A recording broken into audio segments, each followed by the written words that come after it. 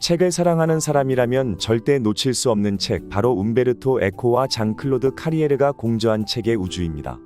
이 책은 죽지 않는다는 믿음을 바탕으로 인류의 지적 역사에서 책이 어떤 역할을 해왔는지, 그리고 앞으로 어떤 모습으로 살아남을 것인지를 진지하면서도 유쾌하게 풀어냅니다. 책의 우주는 소설이 아닌 두 지성이 나눈 대담의 형태로 구성되어 있습니다.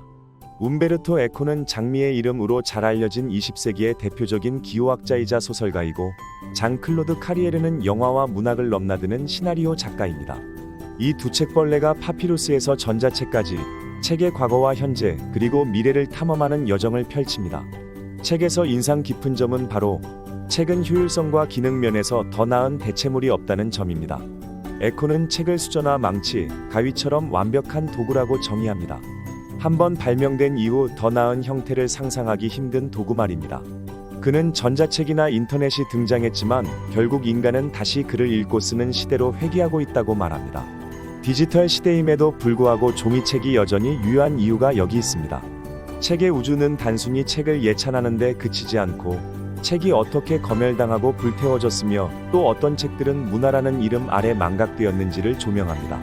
특히 기억은 여과된 망각을 포함해야 진짜 문화가 된다 는 에코의 말은 독자로 하여금 책을 읽는 행위에 대한 깊은 성찰을 하게 합니다. 책은 단순한 지식의 저장소가 아니라 시대와 인간의 해석 속에서 살아 숨쉬는 존재인 것입니다. 책 속에는 고서 수집과 관련된 흥미로운 일화들도 가득합니다. 국립문헌보관소에서 발견된 몰리에르 포스터, 스페인 고서점에서 발견한 기억술 서적 등은 마치 한 편의 추리소설을 읽는 듯한 재미를 선사합니다.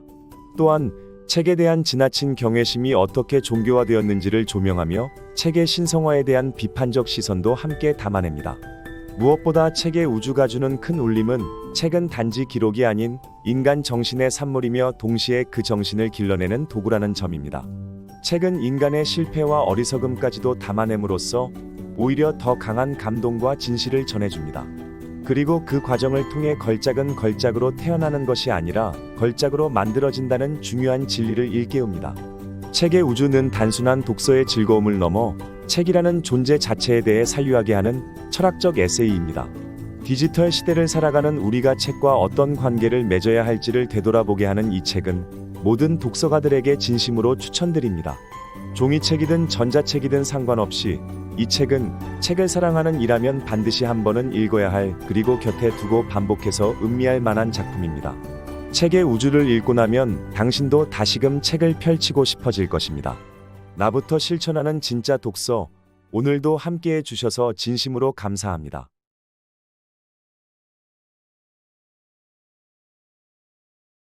책은 죽지 않는다. 지난 2008년에 개최된 다보스 포럼에서는 향후 15년간 인류에게 대변역을 가져올 현상들에 관한 논의가 있었습니다. 여기에서 질문을 받은 한 미래학자는 그가 생각하기에 확실한 것으로 보이는 4가지 주요한 현상만 언급해 보겠다고 했죠. 첫째는 석유 가격이 배럴당 무려 $500에 달하게 되는 일입니다. 둘째는 물이 석유처럼 교환 상품이 되는 일입니다. 이제 우리는 물의 시세도 알게 되겠죠. 셋째, 예측은 아프리카에 관한 것입니다. 이 대륙은 몇십 년 후에는 강력한 경제 세력으로 부상한다고 합니다. 이는 우리 모두가 바라는 일이기도 합니다. 이 전문가가 예언한 넷째 현상은 바로 책의 소멸입니다. 그렇다면 문제는 책에 그것이 정말로 사라진다면 결정적인 소멸이 이를테면 물에 예정된 희소하나 말 그대로 황금이 되어가는 석유가 초래할 것과 같은 결과를 인류에게 가져올 수 있느냐를 아는 것입니다. 인터넷의 출건으로 인해 괴연 책이 싫어지게 될까요? 이 주체에 대해 나는 제때에 글을 쓴 바 있습니다. 여기서 제때란 이 질문이 상황적으로 적절하다고 느껴진 시점을 맡아죠. 이후 나는 이 문제에 대해 의견을 밝혀달라는 요청을 받을 때마다 똑같은 글을 다시 쓰고 있을 뿐입니다. 이처럼 나는 일관되게 같은 주장을 펼치고 있습니다만 사람들은 그 사실을 알아차리지 못하고 있어요. 그것은 무엇보다도 내가 쓴 첫 번째 글의 내용이 너무도 새로운 것이기 때문입니다. 또 사람들은, 최소한 기자들은 책은 인젠가 사라지리라는 고정관념에 사로잡혀 있죠. 그래서 마치 내가 이 주제에 관해 아직 아무 말도 하지 않은 듯이 줄기차게 똑같은 질문을 해대는 겁니다. 사실 이 주제에 대해서는 말할 것이 별로 없어요. 인터넷 덕에 우리는 알파벳의 시대로 되돌아왔습니다. 한동안 우리는 이미지의 문명으로 진입했다고 믿고 있었죠. 그런데 컴퓨터로 인해 우리는 다시 구텐베르크의 우주로 들어왔고 이제 모든 사람은 글을 읽지 않을 수 없게 되었어요. 읽기 위해서는 매체가 있어야 해요. 물론 컴퓨터도 이 매체가 될 수 있죠. 하지만 2시간 동안 컴퓨터 앞에 앉아 소설을 읽노라면 두 눈이 테니스 공처럼 부풀어 오를 겁니다. 우리 집에는 이러한 모니터를 장시간 사용할 때 눈을 보호해주는 안경까지 있지요. 또 컴퓨터를 사용하기 위해서는 전기가 필요해요. 그래서 욕조 안에서 읽을 수도 없고 침대에 누이 읽을 수도 없지요. 이런 점들을 감안해 본다면 책은 컴퓨터보다는 훨씬 더 유연한 도구입니다. 다음에 둘 중 하나가 될 거예요. 책이 독서의 주요 매체로 남게 되든지 아니면 책과 비슷한 무언가가 존재하게 되겠죠. 다시 말해서 인쇄술이 발명되기 전부터 책이 항상 지녀온 특성을 지닌 무언가가 존재하게 된다는 말입니다. 지난 500년 동안 책이라는 물건의 형태에는 이런저런 변화가 있었을지 모르지만 그 기능과 구성 체계에는 변함이 없었습니다. 책은 수저나 망치나 바퀴 또는 가위 같은 것입니다. 일단 한번 발명되고 나면 더 나은 것을 발명할 수 없는 그런 물건들 말이에요. 수저보다 더 나은 수저는 발명할 수 없습니다. 예를 들어 디자이너들은 코르크 따개를 개선해 보려 시도했지만 결과가 신통치 않았어요. 또 그렇게 나온 대부분의 물건은 제대로 기능하지도 않았고요. 예를 들어 필립 스탁은 레몬 앞찾기를 혁신해 보려고 시도했었죠. 하지만 그가 만든 기계는 지나치게 미학적 순수성에 집착한 나머지 레몬씨를 제대로 걸러내지 못했어요. 책은 자신의 효율성을 이미 증명했고 같은 용도의 물건으로서 책보다 나은 것을 만들어 내기는 힘듭니다. 어쩌면 책을 이루는 각각의 구성 요소들이 변할 수는 있을 거예요. 예를 들어 책장이 더 이상 종이로 만들어지지 않을 수도 있겠죠. 하지만 책은 지금의 그것으로 남아있게 될 겁니다.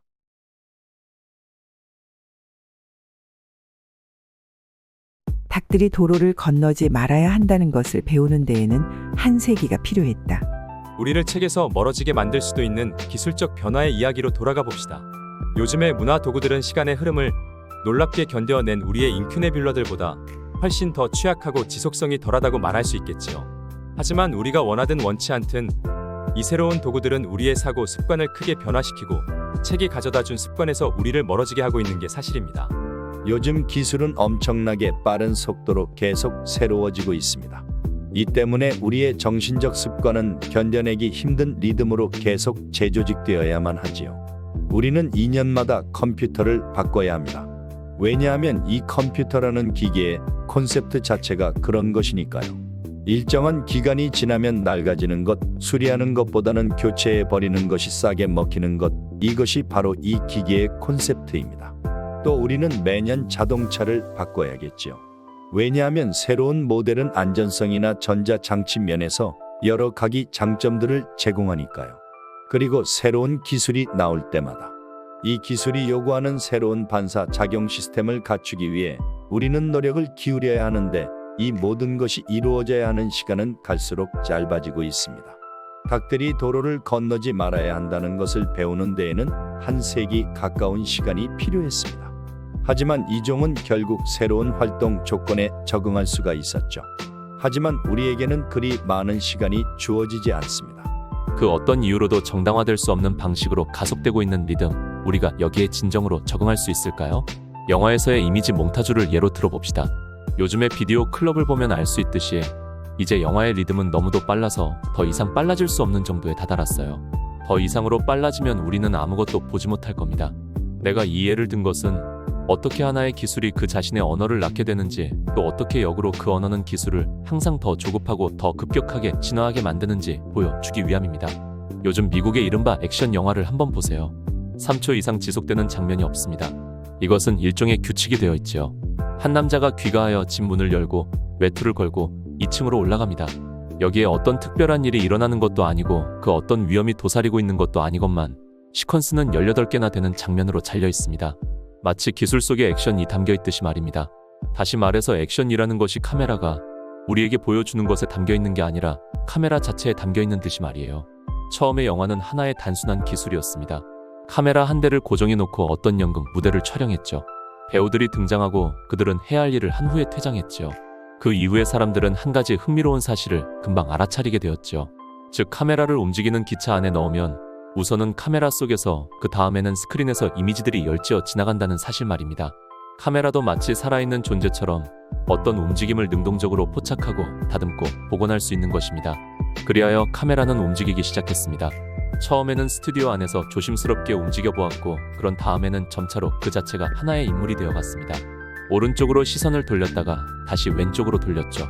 그런 뒤에는 그렇게 해서 얻은 두 개의 이미지를 이어 붙여야 했습니다. 이것이 바로 몽타주이고 이렇게 하나의 새로운 언어가 시작된 것입니다. 루이스 부뉴엘은 1900년에 태어났습니다. 다시 말해서 카메라와 함께 태어난 사람이라고 할 수 있죠. 이 부뉴엘이 내게 이런 이야기를 들려주었어요. 자기가 1907년인가 1908년인가에 사라고사의 영화를 보러 갔었대요. 그런데 거기에는 엑스플리카도를 아는 사람이 긴 막대기를 들고서 스크린에서 일어나고 있는 일들을 설명해 주었다고 해요. 당시 사람들은 아직 새로운 언어를 이해할 수 없었던 까닭이죠. 사람들은 그걸 아직 소화하지 못했던 겁니다. 그 이후 우리는 그것에 익숙해졌습니다. 하지만 오늘날까지도 위대한 영화인들은 끊임없이 이 언어를 세련되게 다듬어 나가고 있어요. 심지어는 이건 다행스러운 일인데 변질시켜 놓기도 합니다. 문학에서와 마찬가지로 영화에서도 잔뜩 무게를 잡는 고상한 언어가 있고 평범하고 진부한 언어도 있으며 심지어는 은어도 있습니다. 또 우리는 알고 있지요. 루스트가 위대한 작가들에 대해 말했던 것처럼 위대한 영화 감독은 저마다 최소한 부분적으로나마 자신의 고유한 언어를 발명해 낸다는 사실을요.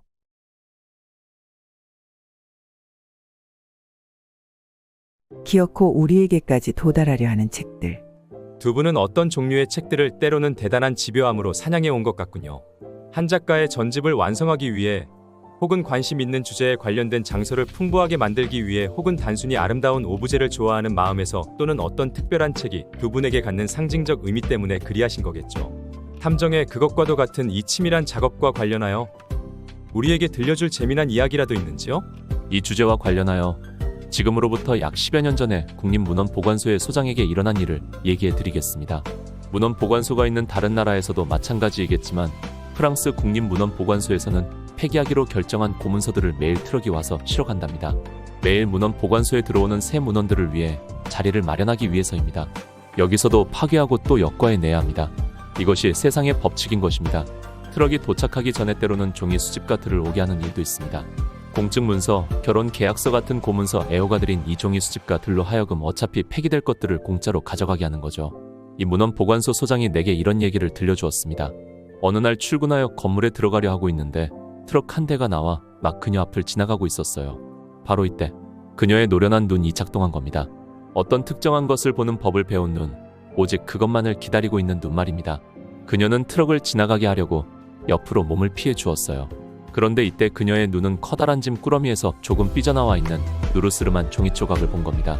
그녀는 당장 트럭을 멈추게 한 다음 케이블을 풀고 문제의 짐 꾸러미를 열어보게 했어요. 그런데 그 안에 뭐가 있었는지 아십니까? 몰리에르가 아직 지방에서 활동하던 시절 그가 이끌던 성명 극단의 아주 귀한 포스터 중 하나였어요. 어떻게 그 포스터가 거기까지 오게 되었을까요? 그리고 왜 지금은 소각장으로 보내려 하는 걸까요? 얼마나 많은 귀중한 문서와 희귀한 책들이 부주의함으로 정신을 놓음으로 소홀함으로 그런 식으로 파괴되어 왔던 걸까요? 아마 이렇게 부주의한 사람들이 초래한 손실은 노골적인 파괴자들의 그것보다도 많을 겁니다. 정말이지 수집가에게는 당신이 말한 그 노련한 눈이 필요하죠. 몇 달 전에 난 그라나다에 갑니다. 먼저 알람브라 궁전과 사람들이 주로 가는 필수 코스를 구경한 후에 내 요청에 따라 한 친구가 나를 한 고서 전문 서점으로 데려가 주었어요. 그곳은 어마어마하게 무질서했고 나로서는 전혀 흥미없는 스페인어 책들의 무더기를 뒤져보았지만 별 소득이 없었습니다. 그런데 갑자기 책 두 권이 내 눈길을 끌었고 난 그것들을 꺼내달라고 부탁했죠. 그것은 스페인어로 쓰인 기억술 관련 서적들이었어요. 나는 한 권 값을 치렀고 다른 한 권은 점원이 선물로 주었죠. 사람들은 이렇게 말할지도 모릅니다. 그것은 순전히 운이 좋았던 거고 그 서점에는 아마 다른 보물들도 있었을 거다. 나는 절대 아니라고 확신해요. 우리에게는 먹잇감으로 곧장 이끄는 어떤 사냥개 같은 후각이 존재하는 게 아닐까요?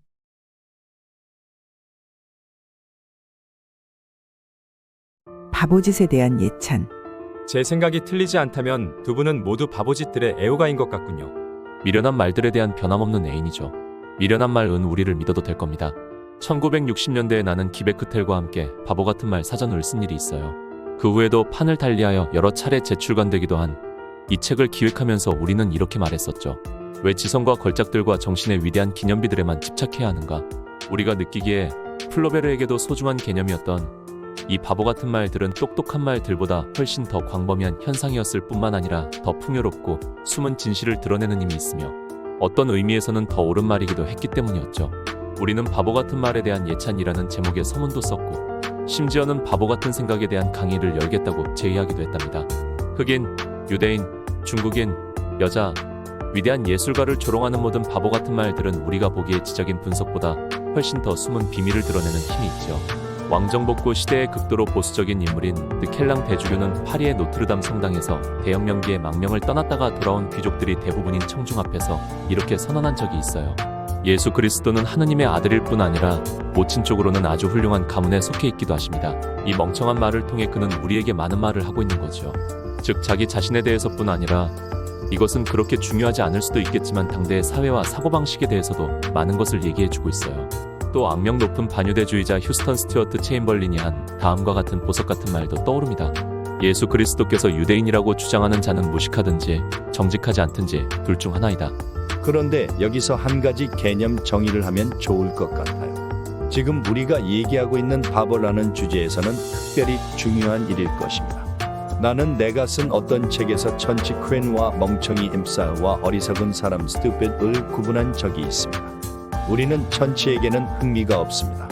천치는 수저를 입 대신에 이마 쪽으로 가져가는 사람, 당신이 그에게 하는 말을 이해하지 못하는 사람입니다. 그의 경우는 이렇게 완전히 정리가 됩니다.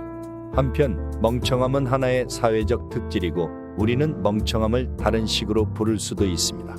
왜냐하면 어떤 사람들에게 멍청함과 어리석음은 같은 것이니까요. 멍청함은 어떤 특정한 시점에서 말해서는 안 되는 것을 말하는 사람입니다.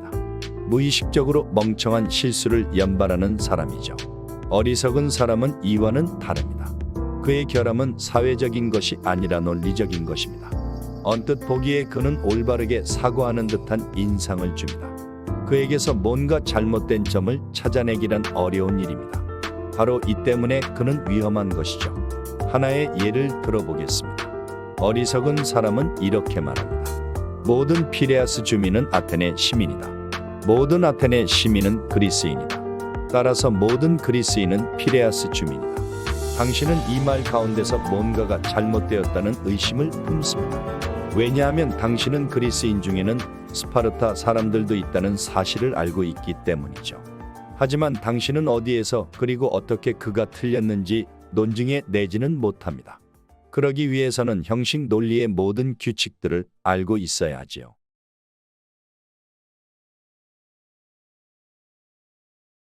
불에 의한 검열. 책의 역사를 살펴보면 무시무시한 검열들이 많이 있었습니다. 그 중에서도 불에 의한 검열은 특별히 다뤄줘야 할 주제이겠죠. 물론입니다. 그리고 나치가 이른바 타락한 책들을 없애버린 한 화형식을 즉각 언급해야겠지요. 공상과학소설 화씨 451에서 레이 브래드베리는 책이라는 거추장스러운 유산에서 해방되고자 책들을 불태워버리기로 결정한 어떤 사회를 상상하고 있습니다. 화씨 451도는 다름 아닌 종이가 불타기 시작하는 온도이고 여기서는 소방수들이 책을 불태우는 임무를 맡고 있죠. 화씨 451, 이것은 또한 한 이탈리아 라디오 프로그램의 제목이기도 합니다. 하지만 여기서는 정반대의 일이 일어나죠. 있던 청취자가 전화를 해서 어떤 책을 구할 수 없다거나 혹은 분실했다고 호소합니다. 그 즉시 다른 청취자기 전화를 걸이 자기가 그 책을 한 권 갖고 있으며 언제든지 그것을 줄 수 있다고 말합니다. 여기서의 원리는 있던 책을 읽고 나서 다른 사람이 읽을 수 있게끔 영화관이나 전철 등 어딘가에 버리고 오는 것이라고 할 수 있지요. 그런데 그것이 사고에 의한 것이든 혹은 의도적인 것이든 혹은 책과 그 기원에서부터 역사를 힘있게 해왔습니다. 불타버린 도서관들을 모두 열거한다는 것은 불가능한 일이죠.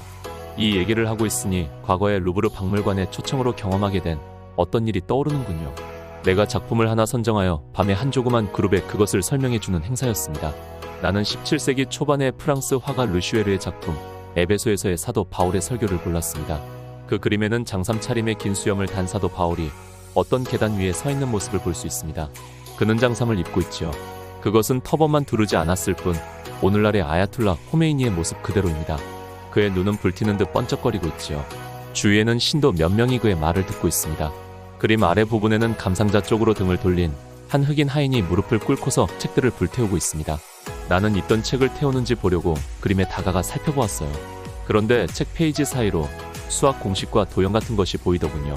개종한 지 얼마 되지 않은 듯 해보이는 이 흑인 노예는 그리스 과학을 불태우고 있었던 겁니다. 화가는 우리에게 직접적으로든 암시적으로든 어떤 메시지를 전하고 싶었던 걸까요? 나로서는 할 수 없는 일입니다. 하지만 이미지 자체는 굉장했어요. 신앙이 도래하니 과학은 불태워진 겁니다. 이것은 여과 작업 이상의 것, 바로 화염에 의한 완전한 청산이었습니다. 빛변의 제곱은 영원히 사라져 버려야 했지요. 여기서 책의 파괴가 흑인에게 맡겨진 걸 보면 엄한 인종주의적 함의까지 숨어 있는 것 같네요. 우리는 가장 많이 책을 불태운 집단은 분명히 나치일 거라고 생각하고 있습니다. 하지만 십자군 원정 때 어떤 일이 일어났는지 우리는 과연 제대로 알고 있는 걸까요? 내가 생각하기에 나치보다 더 악랄한 책의 매장자는 신세계에 도착한 스페인인들입니다. 그리고 몽고족도 인정사정 없었어요.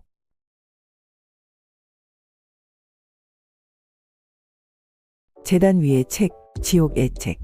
우리는 책에 대해 깊은 경의를 표하고 있습니다. 사라진 책들, 우리가 읽지 않은 책들, 우리가 읽지 말아야 할 책들을 포함한 모든 책들에 경의를 표하고 있죠. 그런데 이러한 경의는 책을 숭배의 재단에 올려놓는 사회들의 맥락을 알아야만 이해할 수 있습니다. 이제 우리가 신봉하고 있는 책의 종교들에 대해서도 무언가 얘기해 봐야 하지 않을까요? 우선 꼭 짚고 넘어가야 할 점이 있습니다. 우리는 3대 일신교를 책의 종교라고 부르는데 이는 적절치 못한 표현입니다. 왜냐하면 불교, 브라만교, 유교 역시 책들에 의거하고 있기 때문이죠. 차이점이 있다면 그것은 일신교에서는 근본이 되는 책에 어떤 특별한 의미가 부여되고 있다는 점입니다. 그 책은 신의 말씀에 무언가를 번역해내고 옮겨 놓은 것으로 간주되고 그 때문에 숭배의 대상이 됩니다. 책의 종교들에 있어서 아무도 이의를 제기할 수 없는 정거는 세 종교의 경전 중 가장 오래된 히브리 성서입니다. 우리가 알기로 이 텍스트는 바빌론 유배 시대에, 다시 말해서 기원전 6, 7세기경에 형성되었다고 합니다. 우리가 성서에 대해 얘기할 때에는 전문가들의 설명을 참조하는 편이 바람직할 것입니다. 하지만 다음과 같은 의문이 떠오르는 건 어쩔 수 없군요. 성서는 태초에 말씀이 계셨고 이 말씀은 하느님이셨다라고 말하고 있습니다. 그렇다면 말씀은 어떻게 글이 되는 걸까요? 왜 말씀을 나타내고 체현하는 것이 책인 걸까요? 어떻게 그리고 어떤 근거에 의해 말씀에서 책으로 넘어가 버린 걸까요? 아무튼 이때부터 쓴다는 단순한 행위는 거의 마술적인 중요성을 지니게 됩니다. 비할 바 없는 도구인 이 글을 소유한 자는 신과 그리고 창조의 비밀들과 비밀스런 관계에 있는 듯이 말입니다. 또 우리는 말씀은 자신을 재현하기 위해 과연 어떤 언어를 선택했는지에 대해서도 지문해 봐야 합니다. 만일 그리스도가 우리를 방문하기 위해 우리 시대를 선택했다면 아마도 그는 영어를 선택했겠죠. 아니면 중국어였을 겁니다. 하지만 그는 아랍어로 자신을 표현했고 그 후에는 그리스어와 라틴어로 차례로 번역되었습니다. 물론 이 모든 단계들은 메시지의 순수성을 위협하는 것들이죠. 말씀이 옛날에 갖고 있던 의미가 지금 우리가 알고 있는 의미와 과연 같은 것이었을까요? 죽고 나서 자신의 서재를 어떻게 할 것인가? 장클로드, 당신은 이렇게 말한 적이 있지요. 언젠가 당신의 장서 일부를 팔아야 했지만 그로 인해 크게 마음이 아프지는 않았다고요. 이제 두 분이 이루어 놓은 컬렉션의 운명에 대해 질문을 하고 싶습니다. 그런 컬렉션, 그런 애착이 가는 작품의 창조자라면 더 이상 그것을 돌볼 수 없는 상황이 되면 반드시 그 운명에 대해 생각해보게 되겠죠. 따라서 두 분이 괜찮다면 두 분이 이 세상을 떠난 후에 두 분 서재의 운명이 어떻게 될 것인지에 대해 얘기해보고 싶습니다. 말씀하신 대로 내 컬렉션의 일부가 떨어져 나갔지요. 그런데 이상하게도 그 멋진 책들 한 보따리를 판다는 것이 전혀 슬프지가 않았어요. 그리고 나는 그때 어떤 뜻밖의 즐거움을 체험했답니다. 나는 내 초현실주의 컬렉션의 일부를 제라르 오베를레에게 맡겨 팔아달라고 부탁했어요. 그 당시 그 컬렉션에는 원고, 증정본 등 아주 멋진 물건들이 포함되어 있었답니다. 오베를레는 위탁받은 것을 조금씩 팔아나갔죠. 마침내 내가 빚을 모두 갚게 된 날, 나는 오베를레를 불러 판매 진척 상황에 대해 물어보았어요. 그는 아직 구매자를 찾지 못한 책이 꽤 남아있다고 알려주었죠. 나는 그것들을 되돌려 보내달라고 말했어요. 맡긴 지 4년이 지난 후였죠. 망각의 작업이 시작되고 있었던 때였어요. 내 소유의 책들을 다시 보았을 때의 기분, 그것은 발견의 경이로움이었지요. 마셔버린 줄 알고 있었는데 손도 대지 않은 상태로 남아있는 커다란 병들 같았어요. 내가 죽고 나서 내 책들이 어떻게 될 것 같느냐고요? 내 아내와 두 딸애가 결정하겠죠. 아마 어떤 책들은 유언을 통해 내 친구 중에 누구에게 줄 것입니다. 후에 주는 선물로서, 어떤 징표로서, 어떤 연결고리로서 그가 나를 완전히 잊어버리는 일이 없게 하기 위하여 지금 움베르토 당신에게 무엇을 주면 좋을까 생각하는 중입니다. 아, 만일 당신에게 없는 키로어에 져서 한 권이 내게 있다면 안타깝게도 없네요. 내 컬렉션에 대해 말하자면 나는 물론 그것이 흩어지는 걸 원치 않아. 우리 가족이 그걸 어떤 공공 도서관에 기증하든지 혹은 어떤 경매를 통해 팔 수 있겠죠. 이 경우 예를 들면 어떤 대학교 같은 곳으로 가서 컬렉션 전체가 통째로 가야 합니다. 내게 중요한 것은 그것뿐이에요. 당신은 진정한 컬렉션을 가지고 있죠. 그것은 당신이 긴 호흡으로 쌓아온 작품이고 당신은 이 작품의 일부가 떨어져 나가는 것을 원치 않지요. 그건 당연한 일입니다. 이 컬렉션은 당신 자신의 저서들만큼이나 당신에 대해서 얘기해주죠. 나에 대해서도 같은 말을 할 수 있어요. 내 서재의 구성을 주관해온 절충주의 역시 나에 대해 잘 말해주고 있지요. 나는 관심이 너무 분산되어 있다는 말을 살아오는 내내 들어왔지요. 내 서재 역시 나를 닮았습니다. 난 내 컬렉션이 나를 닮았는지 잘 모르겠어요. 아까도 말한 바 있지만 난 내가 그 내용에 동의하지 않는 작품들도 수집합니다. 즉 나의 거꾸로 된 이미지인 셈이죠. 어쩌면 모순적 정신으로서 나의 이미지라고 할 수도 있겠네요. 어쨌든 내가 잘 모르겠다고 말한 것은 내 컬렉션을 극소수의 사람들에게만 보여준다는 사실 때문입니다. 하나의 서적 컬렉션은 자유행위 같은 현상, 즉 고독한 현상이고 당신의 열정을 공감할 수 있는 사람을 만나기란 아주 어렵습니다. 만일 당신이 매우 아름다운 그림들을 소유하고 있다면 사람들이 감상하러 당신 집을 찾아오겠죠. 하지만 당신이 모아놓은 고서 컬렉션에 대해 진정으로 흥미를 느끼는 사람은 결코 찾을 수 없습니다. 그들은 이해하지 못하죠.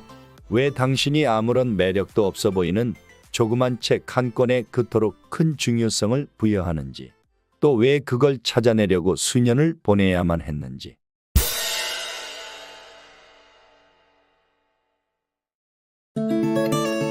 구독! 좋아요. 알림 설정